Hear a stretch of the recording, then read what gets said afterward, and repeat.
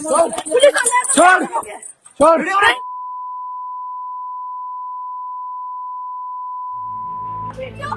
बीच सड़क पर दारोगा का गला दबाया।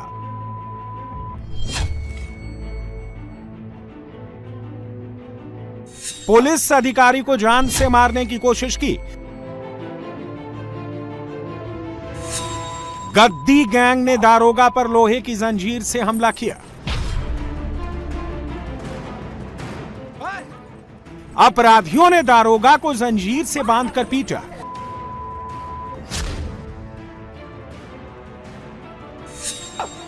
जिस वक्त लड़का दारोगा का गला दबा रहा था, वहां एक महिला भी मौजूद थी। उसके हाथ में लोहे की जंजीर थी, जिससे दारोगा के सिर पर हमला किया गया।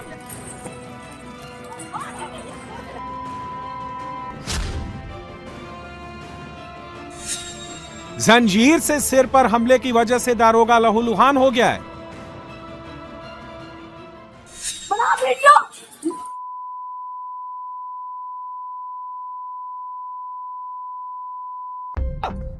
खुशबुन, आफरीन, अबरार, इमरान और सालून समेत करीब 25 लोगों की भीड़ ने नगर निगम कर्मचारियों और पुलिस टीम को घेरकर लाठी डंडों, लोहे की रॉड, लोहे की जंजीर से हमला कर दिया। कई सरकारी गाड़ियों को निशाना बनाया। पथराव में 4 गाड़ियों के शीशे टूट गए। हमले में नगर निगम कर्मचारियों के साथ बुद्धेश्वर चौकी प्रभारी विनय पटेल भी घायल हो गए। 16 अगस्त को लखनऊ के पारा इलाके के बादल खेड़ा बुद्धेश्वर में नगर निगम की टीम पुलिस के साथ अवैध डेयरी हटाने पहुंची थी, लेकिन इस दौरान भीड़ में पुलिस और नगर निगम की टीम पर हमला कर दिया। वहां मौजूद लोगों ने, जिसमें महिलाएं भी शामिल थी, उन्होंने लाठी डंडों, लोहे की रॉड, लोहे की जंजीर से पुलिस और नगर निगम की टीम पर अटैक किया। योगी की पुलिस पर हमला हुआ तो अपराधियों का हिसाब भी तुरंत शुरू हो गया। पुलिस ने मौके से खुशबुन और आफरीन नाम की 2 महिलाओं को गिरफ्तार किया। खुशबुन के पास से घटना में इस्तेमाल लोहे की जंजीर बरामद हुई। पुलिस पर हमले के मामले में कुल 24 लोगों को नामजद किया गया है। आरोपियों के खिलाफ जानलेवा हमला, हत्या का प्रयास, मारपीट, बलवा, सरकारी कार्य में बाधा, लोक संपत्ति को नुकसान पहुंचाने और जान से मारने की धमकी समेत कई गंभीर धाराओं में मुकदमा दर्ज किया गया है। अभी तक 6 आरोपियों की गिरफ्तारी हो चुकी है। फरार अपराधियों की तलाश में लगातार छापेमारी की जा रही है। पुलिस टीम पर हमला करने के आरोपियों के घर पर बुलडोजर एक्शन भी हो सकता है।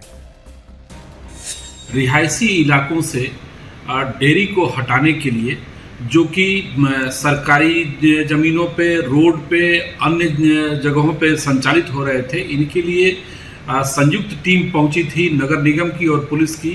तो वहां इस अवैध धंधे में लिप्त लोगों द्वारा न सिर्फ पथराव किया गया, बल्कि दुर्व्यवहार किया गया नगर निगम के कर्मचारियों के साथ। और पुलिस के एक उप निरीक्षक जो उस समय लीड कर रहे थे, उनके सिर में चेन से वार किया गया, जिससे वो घायल हो गए। साथ ही उनके गला दबाने की कोशिश की गई। इस संबंध में तत्परता से कार्रवाई करते हुए पुलिस द्वारा 2 महिलाओं को जो इस घटना में शामिल थी, उनको हिरासत में लिया गया। और आज पुनः संयुक्त टीम द्वारा लगभग 200 भैंसें जो अवैध ढंग से वहां पे रखी गई थी, उनको वहां से हटाया गया है और दोषी तत्वों को चिन्हित किया जा रहा है। आज 4 लोगों को और गिरफ्तार किया गया है। हमले और भारी विरोध के बावजूद नगर निगम की टीम ने कार्रवाई जारी रखी और मौके से 18 भैंसों को पकड़ लिया। जिन लोगों पर पुलिस पर हमला करने का आरोप है, उनके नाम भी सुनिए। नामजद आरोपियों में अबरार और भूरे, इमरान, सालून, सुबिल, सराफत, अतीक, आसिफ, नसीम उर्फ जाली मुल्ला, रानू, जीशान और नफीस समेत दूसरे आरोपी शामिल हैं। इसके अलावा करीब 10 से 12 अज्ञात लोगों को भी आरोपी बनाया गया है। लखनऊ में योगी की पुलिस किसी गुंडे या माफिया को नहीं, भैंस पकड़ने निकली है। नगर निगम की कैटल कैचर टीम के साथ 3 थानों की फोर्स और एक कंपनी पीएसी पारा इलाके में पहुंची। सभी जवानों ने हेलमेट, बुलेट प्रूफ जैकेट पहने हुए थे। भारी पुलिस बल की मौजूदगी में निगम की टीम ने 4 मोहल्लों से करीब 200 भैंसें उठवा ली।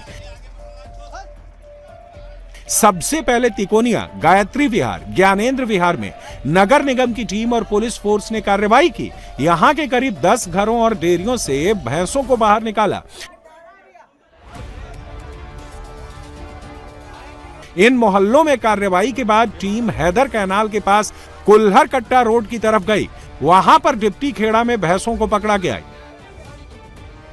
यहां पर महिलाओं और नगर निगम टीम के कर्मचारियों के बीच झड़प हुई, लेकिन भारी पुलिस बल की मौजूदगी के चलते विरोध चल नहीं सका। पुलिस एक्शन से बचने के लिए अवैध रूप से डेयरी चलाने वालों ने भैंसों को घरों के अंदर छिपा लिया था, लेकिन नगर निगम की टीम घरों के अंदर जा जाकर भैंसों को खूंटे से खोल दिया और कैटल कैचर में चढ़ाया। कार्रवाई के दौरान सुरक्षा के इतने पुख्ता इंतजाम थे कि 2 दिन पहले पुलिस पर हमला करने वालों ने इस बार कोई विरोध नहीं किया।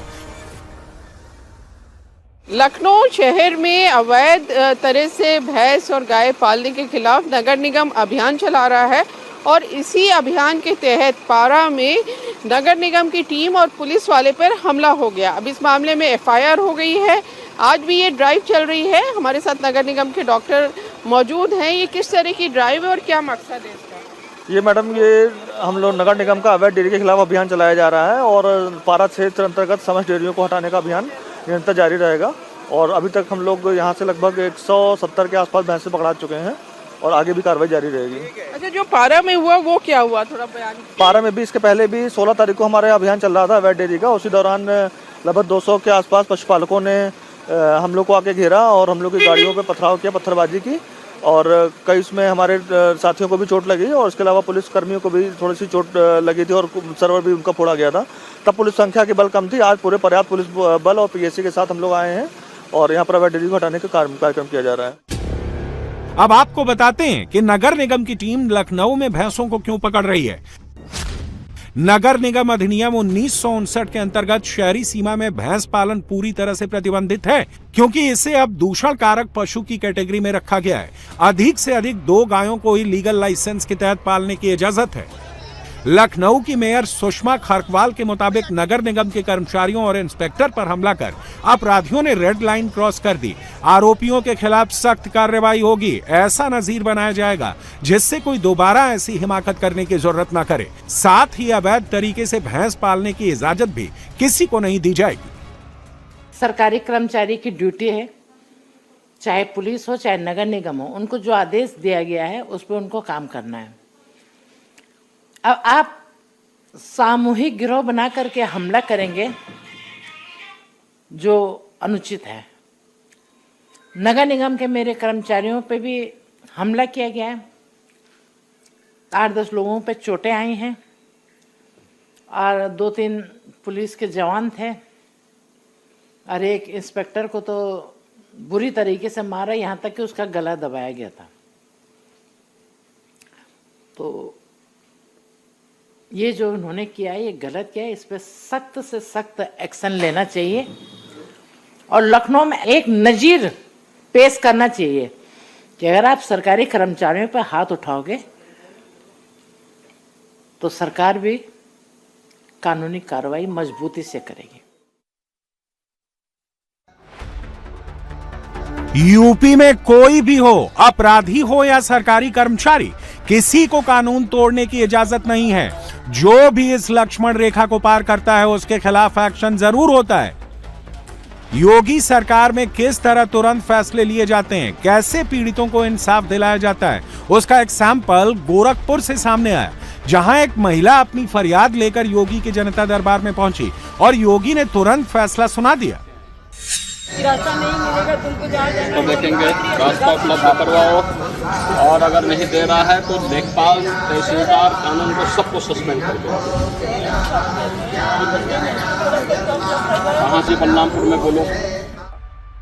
यूपी के धार्मिक त्योहारों में विवाद, बेटियों और व्यापारियों के खिलाफ होने वाले अपराध को लेकर योगी सरकार जीरो टॉलरेंस पॉलिसी पर काम करती है। पिछले 9 साल में संगठित माफिया गिरोह मिट्टी में मिल गया है। यूपी में 2017 के बाद से औसतन 5 एनकाउंटर रोज होते हैं। इसके बावजूद समाजवादी पार्टी के सोशल मीडिया की टाइमलाइन पर क्राइम वाली खबरों की टाइमलाइन घूम रही है। 2027 से पहले अखिलेश यादव योगी सरकार के खिलाफ नया नैरेटिव तैयार करने में जुट गए।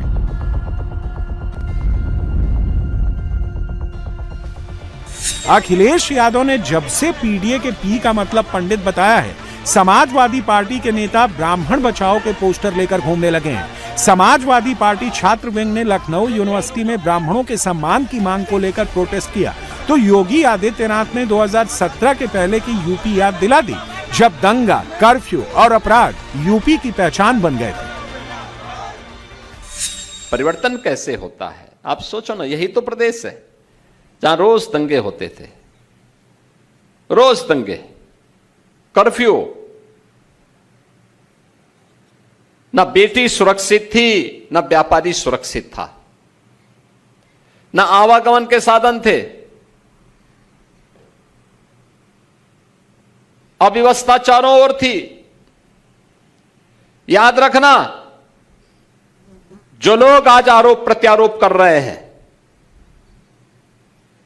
आरोप प्रत्यारोप वही लोग करते हैं जिनको जब मौका मिलता है, जब कर नहीं पाते हैं, और दूसरा जब कोई व्यक्ति परिणाम दे देता है तो उनको सबसे ज्यादा बुरा लगता है कि हम कर नहीं पाए, ये कैसे कर दिए।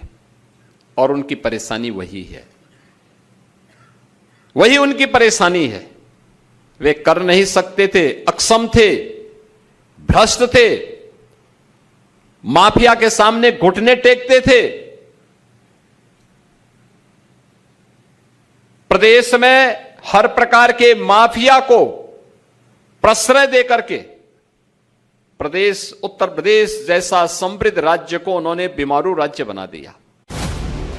लॉ एंड ऑर्डर योगी का फेवरेट सब्जेक्ट है। यही वजह है कि सीएम योगी आदित्यनाथ अपने हर संबोधन में जनता के बीच जाकर 2017 से पहले का माफिया राज की याद दिलाते हैं, बताते हैं कि बीजेपी सरकार के पहले कैसे यूपी का विकास सिर्फ सफाई के विकास तक सिमट गया था।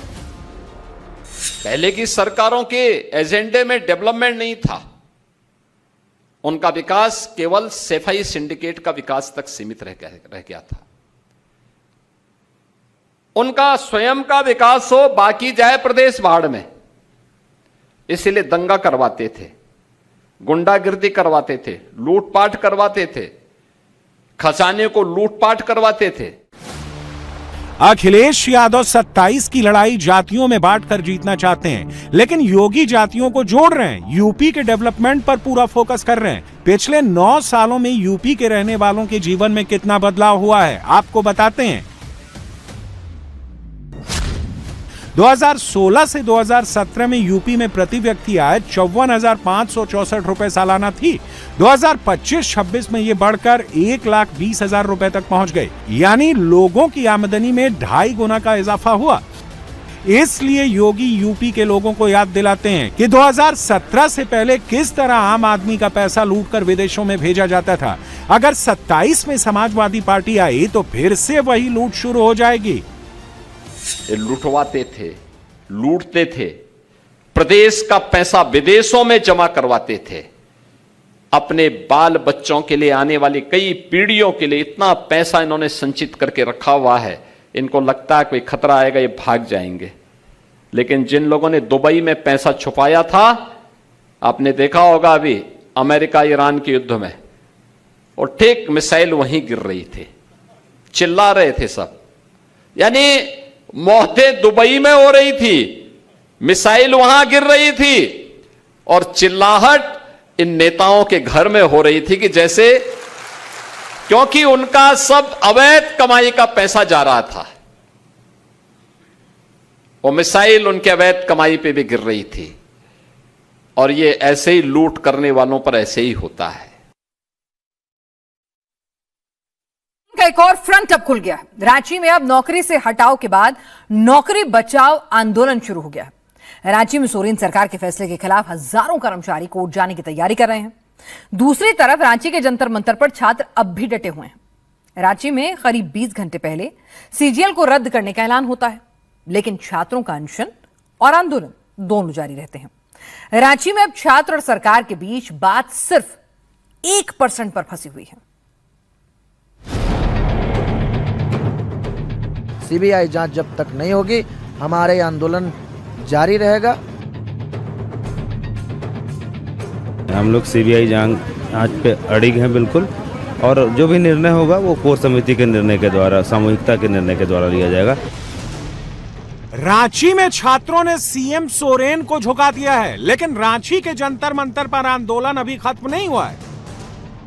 छात्र कह रहे हैं कि तंबू तभी उठेगा जब सरकार से लिखित में मिलेगा, जब पेपर रद्द करने का सरकारी पर्चा आएगा। छात्र जिस पर्चे की डिमांड कर रहे हैं उसी पर्चे पर एक और तंबू की तैयारी तेज हो गई है। रांची में सोरेन सरकार के खिलाफ 2000 कर्मचारी सड़क पर आ गए हैं। आपकी सीआईडी ने जांच करके बोला था कि एग्जाम में पेपर लीक नहीं हुआ है। ये 2000 बंदे ही गुनहगार थे। अगर आप मानते हैं कि हम सभी गुनहगार थे तो एफिडेविट में कोर्ट में बता दीजिए कि हमने क्या गुनाह किया है। मौखिक तौर पर हमें बिना कोई वजह बताए सिर्फ आंदोलन के दबाव में आके हमें जॉब से बाहर कोई नहीं कर सकता है। हम कोर्ट के आदेश के बाद, कोर्ट के ऑर्डर के आलोक में हमारी नियुक्ति हुई है। कोर्ट में आप रिपोर्ट सबमिट कर दीजिए, कोर्ट से हम लोग समझ लेंगे। आपका मौखिक आदेश रांची में जिस प्रोजेक्ट भवन के बाहर सीएम सोरेन ने जेएसएससी सीजीएल की परीक्षाओं को रद्द करने की घोषणा की, उस प्रोजेक्ट भवन में हजारों कर्मचारी आधी रात में धरना प्रदर्शन के लिए पहुंच गए। जबरदस्त हंगामा और बवाल हुआ। रांची में कर्मचारियों ने अभी तंबू नहीं लगाया है, अभी आंदोलन का कोई मंच नहीं सजा है, लेकिन बारिश के बीच भी कर्मचारी सड़क पर डटे हुए हैं। कोई बारिश में रेन कोट पहनकर आया था, कोई छतरी लेकर आया था, कोई रांची से आया था, कोई धनबाद, हजारीबाग और गिरिडीह से आया था। ये जो आप तस्वीरें देख रहे हैं, ये तमाम वो लोग हैं जिनकी नियुक्तियां हो गई थी। तकरीबन 2000 छात्र हैं ये लोग, जिनकी नौकरी अब खतरे में पड़ गई है और इनके मन में ये सवाल है कि आखिरकार इनकी क्या गलती है, इनकी नौकरी का आगे क्या होगा। ऐसे काफी लोग इस वक्त हमारे साथ मौजूद हैं। सरकार ने फैसला लिया है सीजीएल को रद्द करने का और नियुक्तियों को रद्द करने का, उससे आप लोगों की नौकरी पर भी खतरा आ गया? नौकरी में तो सीजीएल डायरेक्ट रद्द ही कर दिया, तो नौकरी में तो खतरा, नौकरी बचा ही नहीं। नौकरी भी खत्म। हम लोग को सिर्फ एक ही उपाय है कोर्ट में जाने के लिए। अब कोर्ट में ही से जाके जो भी उपाय है, हम लोग तो मेरिटोरियस स्टूडेंट थे, हम लोग मेरिट के बेसिस से आए थे। आपको जो जांच करना था जांच के करते, जो दोषी पाया जाता उनको हटाते। आप तो एक तरफा न्याय नहीं न कर सकते हैं कि जन आंदोलन देके तो पूरी प्रक्रिया को आप रद्द कर दीजिएगा। और भी यहाँ पर इसी तरह के छात्र हैं। आपका क्या नाम है? मेरा नाम अविनाश हुआ। अविनाश, आपने भी सीजीएल एग्जाम क्रॉस किया था 2024 में? हाँ, 24 में मैंने भी क्वालिफाई किया था। और हमारी नियुक्ति कोर्ट के माध्यम से हुई थी। सरकार ने हमें डायरेक्ट नियुक्ति नहीं दी है। एक साल मामला कोर्ट में चला लगभग, उसके बाद जो कोर्ट का डिसीजन आया हाई कोर्ट का, उसके आधार पर सरकार ने हमको कंडीशनल ज्वाइनिंग की थी। ज्वाइनिंग लेटर में पीछे लिखा हुआ है कि अगर जांच के दौरान जांच चलती रहेगी, सीआईडी को अगले 6 महीने में जांच रिपोर्ट जमा करना है। अगर जांच के दौरान कुछ ऐसे अभ्यर्थी पाए जाते हैं जो गलत तरीके से आए हैं, उनको बाहर कर दिया जाएगा। लेकिन एकाएक सरकार पूरे एक ही बार में पूरे जेएसएससी सीजीएल को कैंसिल कर दिया। ये कहाँ तक न्याय संगत है? रांची में जेएसएससी सीजीएल के कर्मचारियों की ज्वाइनिंग हाई कोर्ट और सुप्रीम कोर्ट के ऑर्डर पर हुई थी। 1975 कर्मचारियों की ज्वाइनिंग जनवरी 2026 में हुई थी। 2024 से यह मामला कोर्ट में था। हाई कोर्ट का ऑर्डर एकदम क्लियर कट था, नौकरी उसी की जाएगी जो एसआईटी की जांच में दोषी पाया जाएगा। अब कर्मचारी पूछ रहे हैं कि क्या सिर्फ आंदोलन के दबाव में पूरी परीक्षा को रद्द करना सही है? कर्मचारी कह रहे हैं कि दोषी हैं तो फांसी दे दो, लेकिन नौकरी वापस मत लो।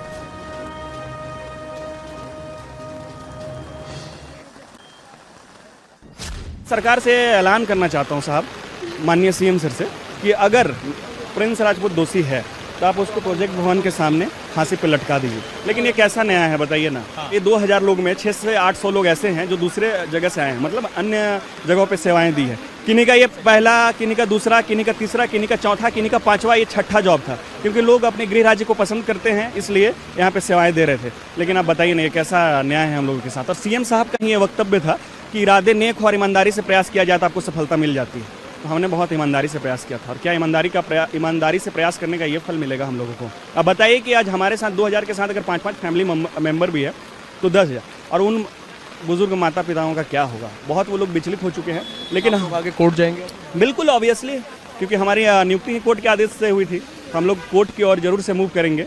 और सीएम साहब से भी आग्रह करेंगे कि सर आप एक बार इसमें पुनः विचार कीजिए कि उन छात्रों का क्या गलती है जो बहुत मेहनत करके, संघर्ष करके यहाँ तक पहुँचे।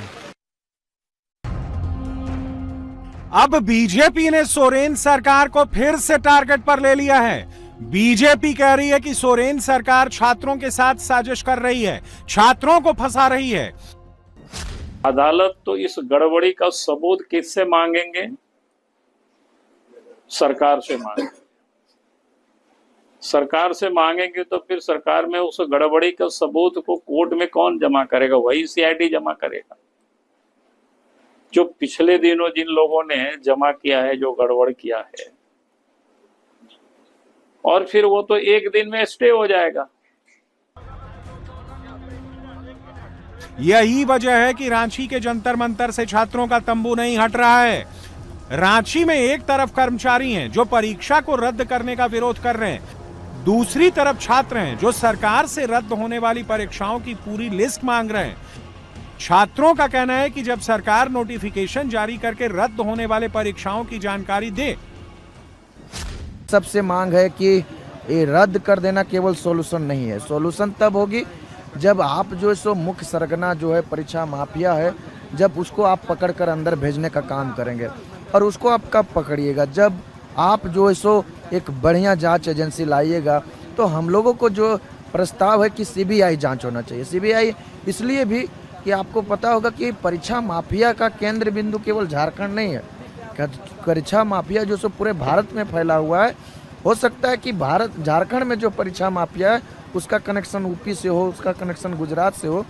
अगर हम सीआईडी को देते हैं तो सीआईडी का दायरा जो है सो केवल झारखंड तक है, वो यूपी या महाराष्ट्र या बंगाल में जो है सो नहीं कर सकते। लेकिन अगर सीबीआई रहेगी तो उसका दायरा संपूर्ण भारत में है, वो कहीं भी जाकर के छापा मार सकती, किसी से भी पूछताछ कर सकती है। और दूसरी बात है कि राज्य की जांच एजेंसियां पर हम लोगों को भरोसा भी नहीं जीत पाई है। रांची में सरकार ने 99% मांग मान ली है। अब बात 1% की हो रही है। सीबीआई जांच की मांग पर सरकार और छात्रों के बीच पेंच फंसा हुआ है। रांची में सीएम सोरेन के ऐलान के बाद छात्रों का गुस्सा थोड़ा कम हो गया है। रांची में 20 अगस्त को सीएम हाउस के घेराव के कॉल को कैंसिल कर दिया गया है, लेकिन अभी आंदोलन खत्म नहीं हुआ।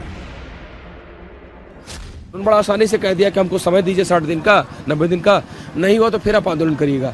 तो ये कौन सा स्टेटमेंट हुआ? ये तो बिल्कुल इलॉजिकल स्टेटमेंट हुआ। मतलब बार बार हम लोग जो है यही धरना प्रदर्शन करते रहे। आप क्या कहना चाहते हैं? आप अगर इन्वॉल्व नहीं है, आपके लोग इन्वॉल्व नहीं है, सिस्टम अगर इन्वॉल्व नहीं है, तो सीबीआई इंक्वायरी देने में दिक्कत क्या है? माननीय मुख्यमंत्री जी कह रहे हैं कि इंटर स्टेट माफिया लोग, बिहार और उत्तर प्रदेश का माफिया लोग इसमें इन्वॉल्व है। बहुत अच्छी बात है। तो इंटर स्टेट जांच कौन करेगा, मुझे ये बताइए। पटना के गर्दनी बाग में हजारों छात्रों का हुजूम जमा हो गया था। राजनीति के लिए जो तेजस्वी झारखंड के रांची नहीं पहुंच पाए, वो भी पहुंच गए। छात्रों ने पूरा माहौल टाइट कर दिया था। 24 घंटे का अल्टीमेटम सरकार के लिए जारी कर दिया था। लेकिन पटना में बीजेपी सरकार ने 32,000 से ज्यादा की भर्ती का नोटिफिकेशन निकालकर मास्टर स्ट्रोक चल दिया।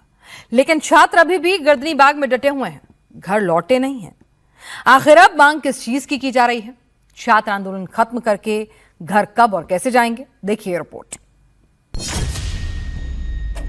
बिहार सरकार का मास्टर स्ट्रोक, टीआरई 4 के लिए अधिसूचना जारी।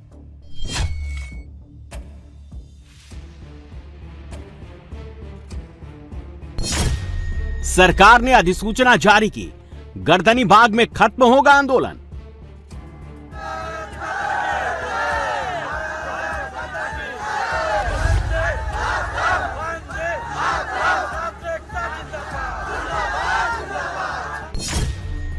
32,388 पदों पर अधिसूचना जारी। गर्दनी बाग से घर लौटेंगे छात्र। जिंदाबाद जिंदाबाद जिंदाबाद। शिक्षा मंत्री मिथिलेश तिवारी इस्तीफा दो। शिक्षा मंत्री मिथिलेश तिवारी इस्तीफा दो। शिक्षा मंत्री हाय हाय। शिक्षा मंत्री हाय हाय। शिक्षा मंत्री होश में आओ। पटना में छात्रों का महा आंदोलन, धरना प्रदर्शन। पटना के गर्दनी बाग में केवल और केवल छात्र।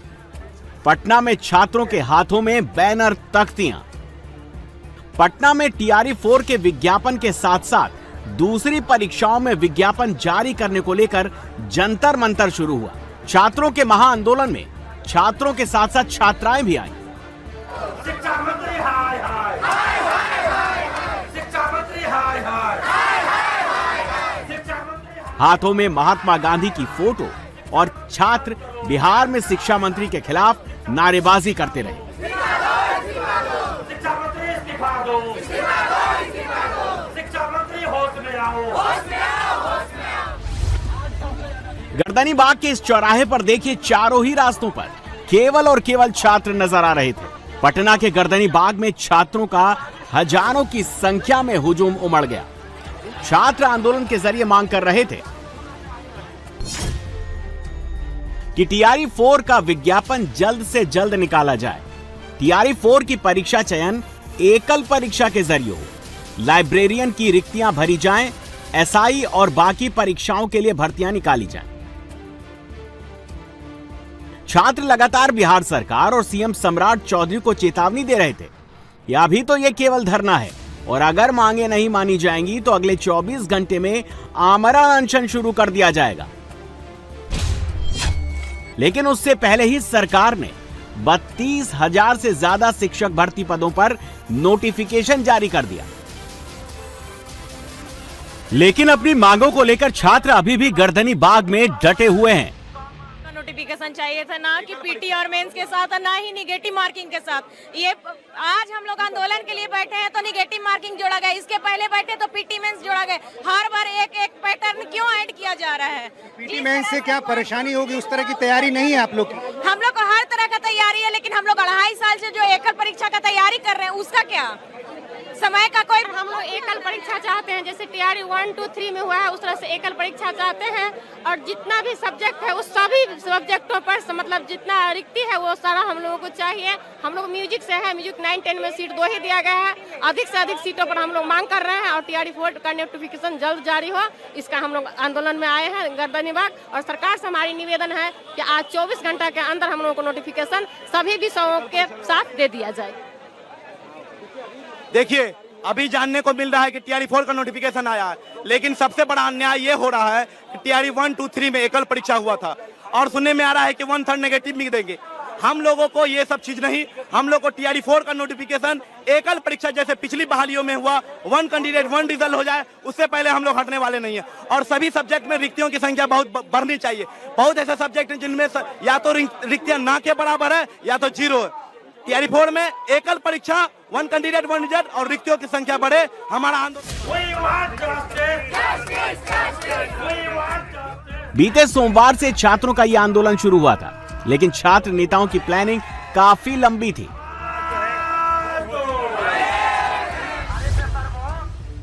छात्रों की संख्या को देखकर साफ साफ लग रहा था कि छात्र अपनी मांग को लेकर आर पार के मूड में थे। दिल्ली के जंतर मंतर और झारखंड के रांची के बाद अब अगला जंतर मंतर पटना का गर्दनी बाग बनता दिख रहा था। पटना में छात्रों ने साफ कर दिया कि अगर मांगों को 24 घंटे के अंदर सकारात्मक रूप से नहीं माना गया तो फिर धरना और आमरण अनशन के साथ साथ शिक्षा मंत्री और सीएम सम्राट चौधरी के आवास का घेराव किया जाएगा। आप लोगों के प्रदर्शन के पहले ही दिन सरकार ने जो टीआरई 4 का जो नोटिफिकेशन है वो जारी कर दिया है। क्या ये आंदोलन, ये धरना आगे भी जारी रहेगा? देखिए, हम लोगों की मांग है टीआरई 4 का विज्ञापन एकल परीक्षा के साथ जारी है, लेकिन अभी तक एकल परीक्षा की बात नहीं कही गई, तो इसलिए हम लोग का आंदोलन जारी रहेगा। और अगर ऐसा नहीं होता है तो शिक्षा मंत्री जी इस्तीफा दे दे।